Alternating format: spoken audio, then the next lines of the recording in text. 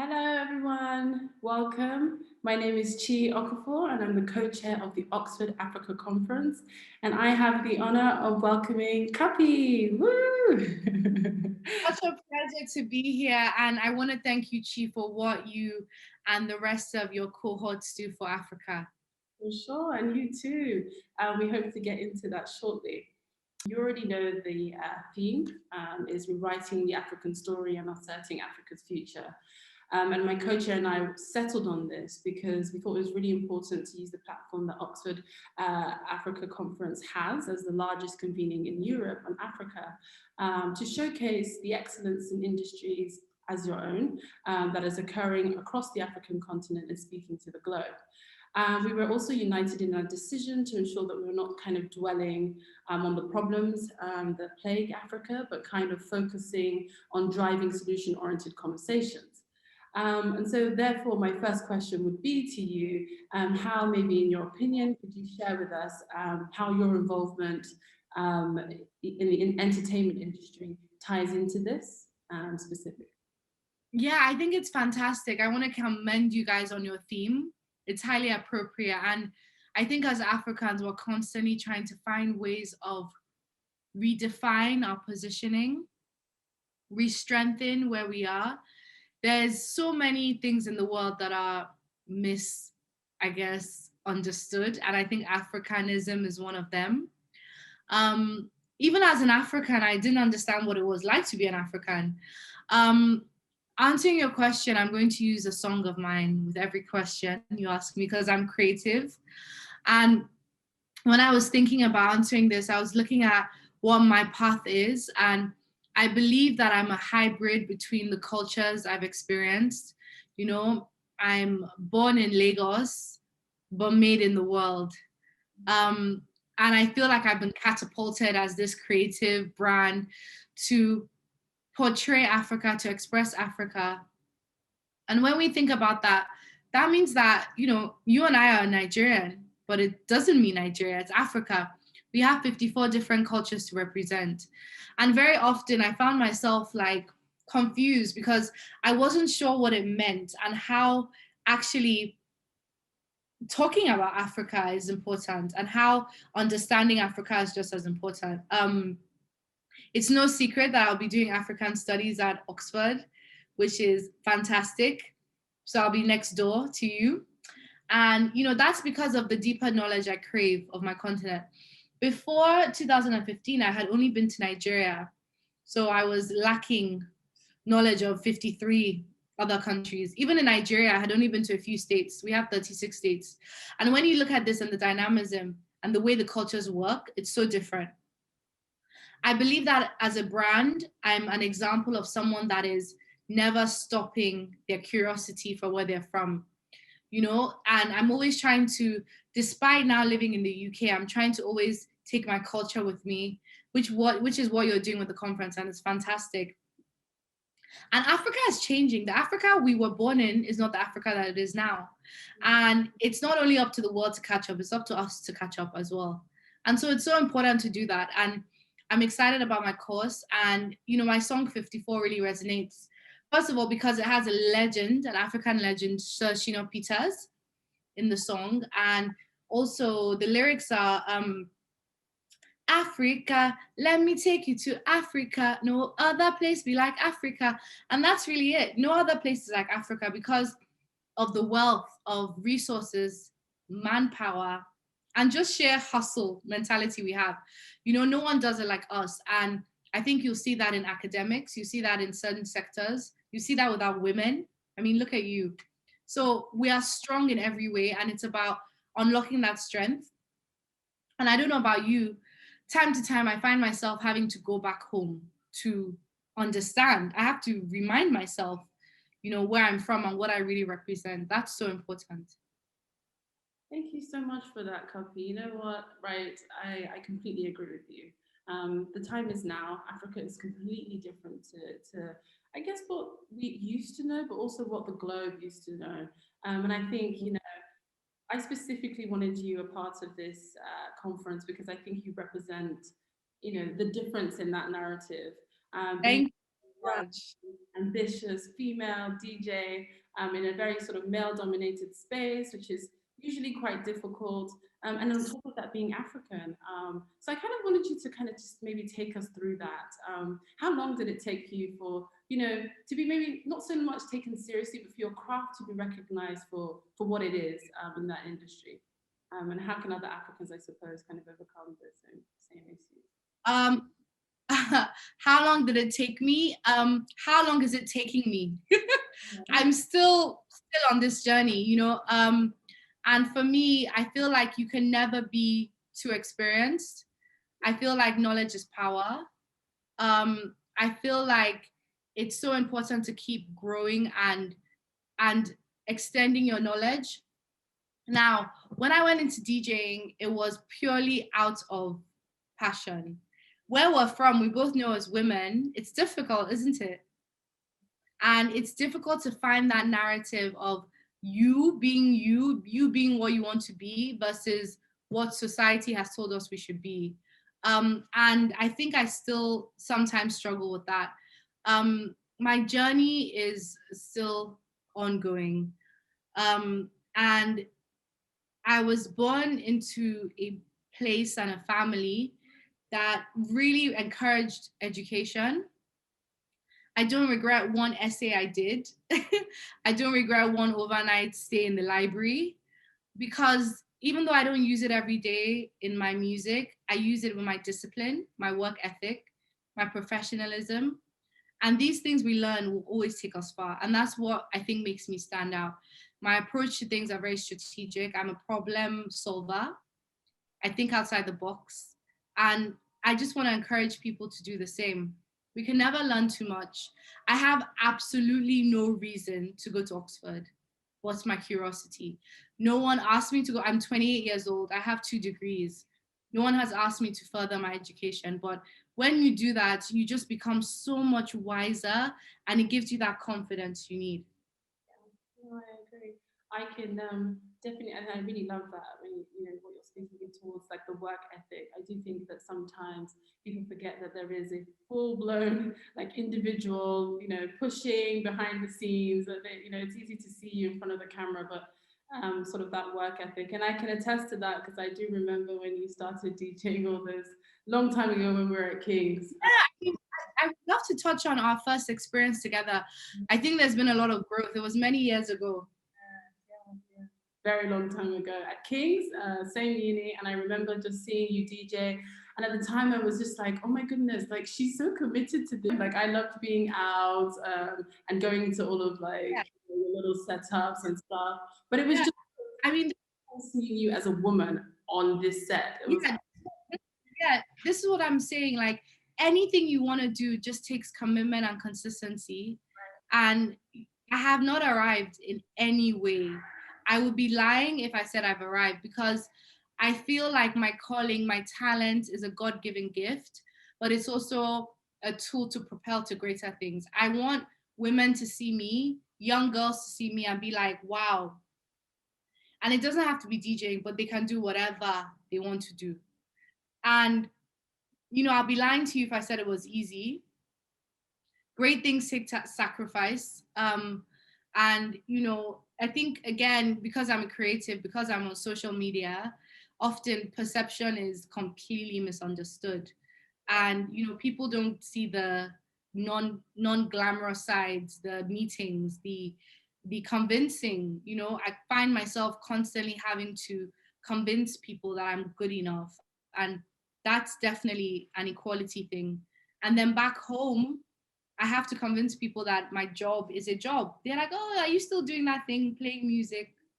Yes. And I built a global brand. I've really just built a global brand. No, I completely agree with that. And I think the issue really, and we can touch on that as well, is the difference between going back to Africa and having to explain, like, guys, this is a legitimate job. I get paid, like, you know what I mean? And then also on the sort of the global front being like, yes, I am an African woman.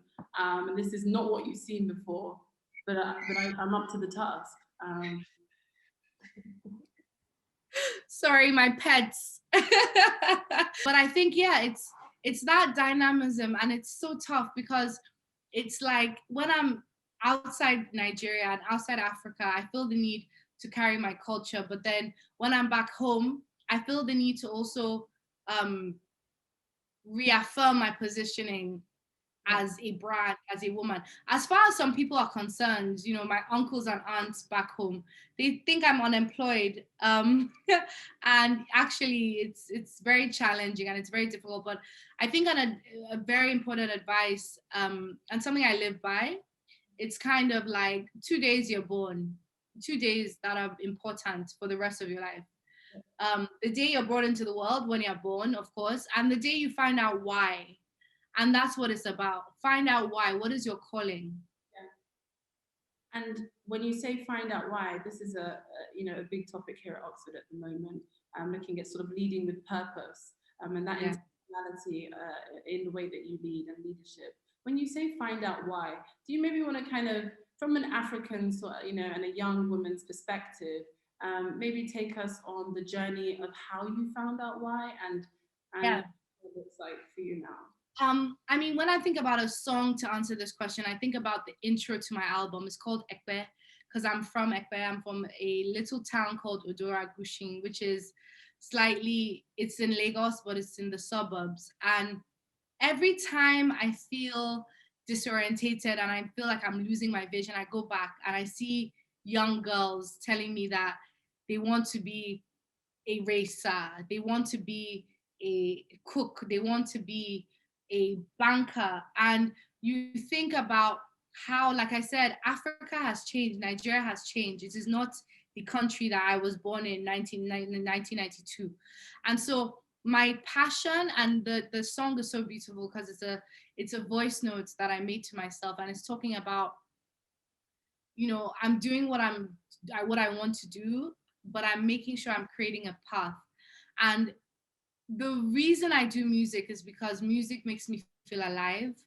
Yeah. And I want to encourage everybody, never do something you don't love doing. The minute you do that, you're setting yourself up for failure. And it's just so important. So I encourage everyone to find themselves. I moved to the UK when I was 13 years old, and I felt lost. I looked different. I sounded different. I was confused. I missed back home. The Western world is very different from Africa, the way they operate, the way they are. And so I found myself trying to fit in. And then I was like, actually, no, I can bring something different to the table. And so it's that merging in, but not necessarily conforming. It's collaboration. And that's what I do for a living. I sit down with amazing organizations and we find ways to work together. And I will not do anything that isn't putting my country on the map or highlighting where I'm from, because I am a product of where I'm from. Right. And so finding that passion, for me, it's music. It could be anything. It could be creating origami. It could be cooking. It can be holding conferences. It could be empowerment. It can be anything, but passion is really what drives success. I love that. I love the angle that you spin, like the collaboration. I absolutely love that. Not having to sort of, again, I know that's something that a lot of people who are in the diaspora, and we when we speak of Africa, we always kind of never really focus on those in the diaspora who are also African as well. I think the diaspora is so important, and I found myself kind of in the diaspora. I'm authentically Nigerian. I was born there. I lived there. My parents are there, but I am operating in a foreign land as an African, and that makes me part of the community. And so many people are finding themselves. A lot of the diaspora are now reconnecting with back home. And that's what I said. It's not just the world's responsibility to catch up with Africa, it's Africans as well. So go back home, engage with your community, learn about where you're from, see how your skill set can help us progress back home. It's all good and great me being Cuppy global, but if I'm not doing anything for my people, then what is the point? Yeah, completely agree with that. Yeah, just the difficulties with being African in different parts of the world, and having to kind of find your way back to Africa. And I think it's a great thing, and I'm really happy that you've encouraged that as well. That's something that we're really trying to make sure that we're doing with this conference. hence sort of rewriting the African story. I hope I said congratulations earlier. If you recently getting admission into Oxford University to study African studies. Yes, I'll be at Lady Margaret Hall. And like I said, I'm very excited, and I really want to highlight the course. I think it's fantastic. The professors, the faculty, like Oxford are definitely invested in the continent, and I think more institutions need to do the same. Yeah, there's a lot going on. Oxford has always been and is at the moment strengthening the ties with the African continent. So it's really great to have you join us. I wanted to ask you, how did you envision your time at Oxford? How do you see it sort of impacting your career and your ambitions for the continent? That's such a great question. I think thinking about a song to answer that question would be I have a fantastic song called Feel Good with Fireboy. And overall, my plan for Oxford is a positive one. I'm looking forward to rubbing shoulders with some of the most intelligent people in the world, but also I'm looking forward to teaching people about the creative side. Again, being a student is not just about academics, it's about balance, it's about reality, it's about learning in the classroom, but going outside and applying those theories. And the course is so realistic. And I was going through the curriculum, it's so up to date with democracy and political issues that we've faced. And this has been a very tough year for the world and a tough year for Africa. We've had people come out and say how they feel about governments. We've had people talk about authorities. People have voiced how they feel, and it's so important for this generation to continue that narrative. And we need people to represent. We need people that are going to be able to bridge that gap between authority and social society. Because right now there's a lack of trust, and this is around the world, but particularly Africa. When you think about our brand and our importance in the world with our music, our fashion, our culture. And as Black people, diversity is such a big conversation in the UK more than ever. And I think Africanism has a big part to play. And we can really find our voices if we find ourselves. And how do we find ourselves? By connecting where we're from. And I hope that I can be a better African, be a better global citizen after this course, and learn more, not just about Nigeria, but Africa in general. It's so important. Diversity is on the tongue of everybody in the UK, but we are still not just there yet, and working on making Oxford as diverse as possible. So also being that representation of a sort of a new narrative, what a young African woman looks like. I will be at classes with my pink hair, that's guaranteed. You'll be the first, I'm sure. That is the first one. And I think it's celebrating individualism. It's about, again, being in an environment. I am there as a student like everyone else, and I'm not going to change who I am. I'm going to build on who I am, and allow myself to be a sponge of the environment, learn things, soak things in, ask questions, really try and develop myself and learn things. That's really important. Yeah, it is important, and I love again that you are promoting women in education. We know that on the continent, from where we're both from in Nigeria, unfortunately there is a ridiculously high percentage of young girls who are out of school. So it is good again that we are trying to be a good representation in that regard. I also love your points pulling back to just incorporating the diaspora into this whole journey of rewriting the African narrative and the difficulties of merging cultures. I think we wanted to kind of speak to some the milestones that you have. I know that you said that you're still on the journey, but you've so far, you're doing really great, and I think it's good that you are reminded of that. So I know that you have, I think it's the first show on iTunes from Africa. Can you speak to us a bit more about that? Because I think it's really important to share. Yeah, I'm very hard on myself. I think a lot of successful people are. I don't believe in complacency, and so I'm always pushing. But yeah, I've done some really cool things. I've been able to collaborate with one of the biggest companies in the world, Apple, and convince them to launch their first African radio show. And I've hosted that for over 50 weeks now. And it's been phenomenal. You know, Apple have invested in the continent, in the talent, that the music, and all those amazing things. And, you know, it's phenomenal being able to week in, week out talk about artists that the world doesn't know about on such a global platform. We have over 120 million listeners, and every week they're hearing what is going on ground. So launching that and being the first African to have a show has been phenomenal. I've also done some other cool things. Philanthropy is very important to me, and so I've been able to work with amazing organizations, including Save the Children. I'm the youngest board member there. And coming as an African to help Africans is very important because, you know, it's not about helping from a distance, it's about going on ground.